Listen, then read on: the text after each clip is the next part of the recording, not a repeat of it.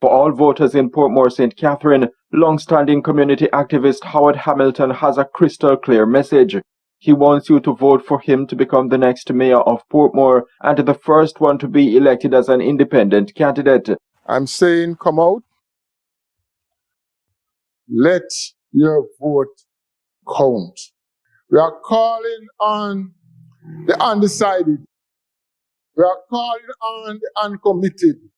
We are calling on those who are fed up with a system that has not given as much as they expect.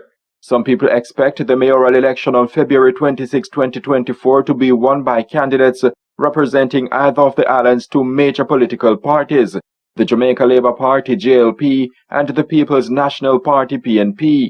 That's because no independent candidate has ever succeeded in their respective bids since the people of Portmore started electing mayors 20 years ago. Not distracted by the status quo, Hamilton thinks he stands a good chance to achieve the historic win. My chances of winning are as equal as any, and I dare say more equal, because the political reps over the years have neglected the community. I have not done that. I've always been here. And based on my work on the ground, my body of work over the years and current body of work in the community, there is a vast amount of untapped support that I hope to ask to come out. So far, I have been meeting them, and they have been promising that they'll come out to make that vote of change. So yes, I am confident of victory come February 26. Hamilton's confidence is tied to his impressive track record of community service and decades of top-notch advocacy in Portmore. Former president of the Portmore Pine Citizens Association, former chairman of the Greater Portmore Joint Council, former member of the Portmore Citizen Advisory Council, where I was the chairman of the Infrastructural Committee then, and also I've served at the Ascot School Board as a board member in charge of the Personnel Committee, and I'm currently a member of the Richmond Park Church of the Nazarene, and assigned to work with the Era 4 as a volunteer chaplain, assigned directly to the St. Andrews Central Police Station. I think that Howard Hamilton will be a great mayor. He has been a great leader. I was also a part of the Greater Portmore Joint Council, and then I became the secretary. He has done a lot of advocating for Portmore, whether it be toll road fee raising. He's been all over Portmore trying to advocate for the people of Portmore.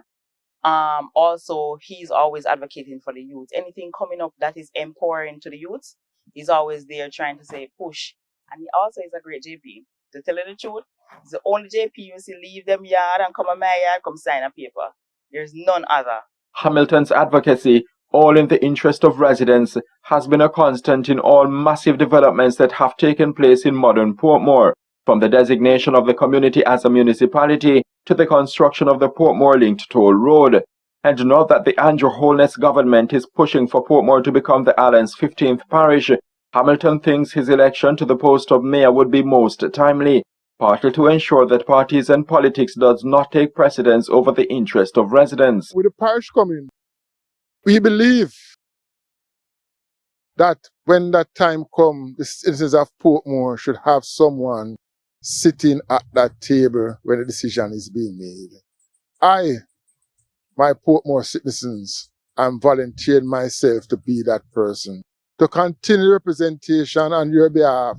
My allegiance will not be at Old Hope Road or Belmont Road. My allegiance will be to you, the citizens of Portmore, who would have formed ourselves in a bond beyond that cannot be broken.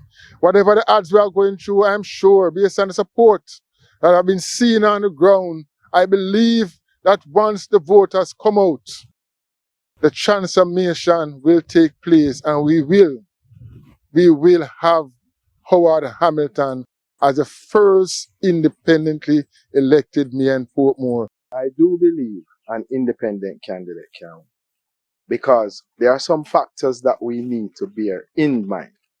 One is that he is not hinged to any political party. So there is no political party policies that defines how he functions and what will be his mandate. His mandate will be for the people of Portmore. He will be there representing the people of Portmore in true fashion from his heart. And against that background, once his story becomes known by every single resident of Portmore, I guarantee you, he will win. Because this man has been advocating on behalf of Portmore residents for over easily 15 years.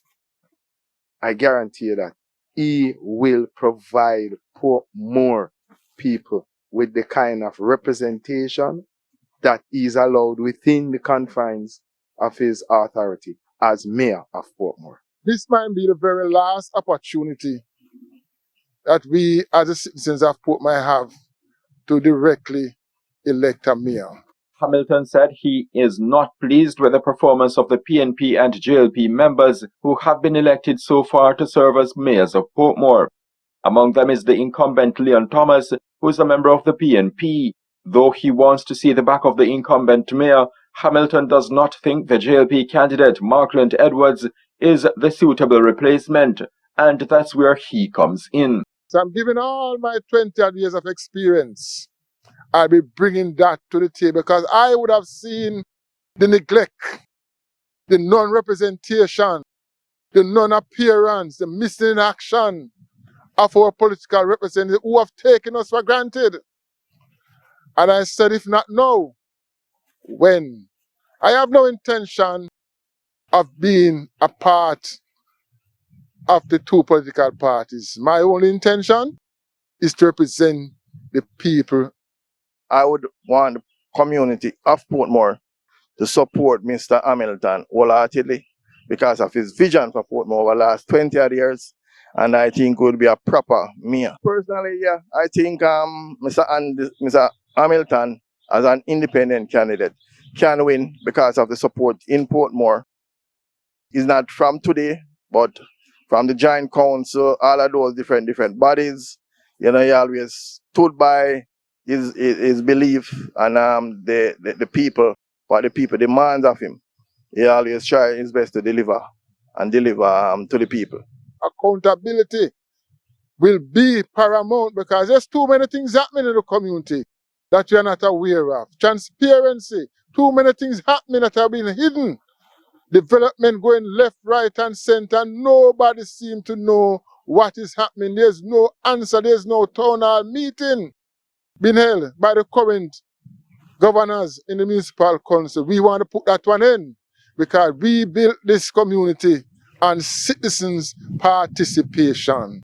We did it in 2003 and 2024. We hope to continue. I will open the doors back to the citizens. Hamilton stated that if elected, he would pursue a number of initiatives, including improved healthcare infrastructure, stronger connection between local government and central government, the development of a proper market with amenities, improved road condition, and the provision of what he described as a dignified public transportation service for Portmore residents.